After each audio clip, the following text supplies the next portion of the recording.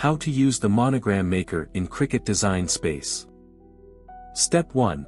In Cricut Designspace, select Monogram from the Design panel. Step 2. Fill in the initials. You can input up to 4 initials. Step 3. Select between classic and thematic monogram types. Step 4.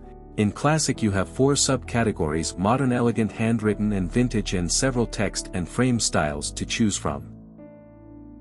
Step 5.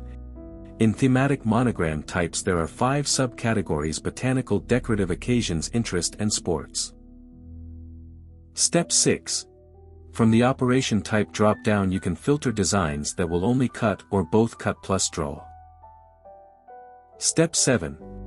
When you find the right combination, click Add to Canvas.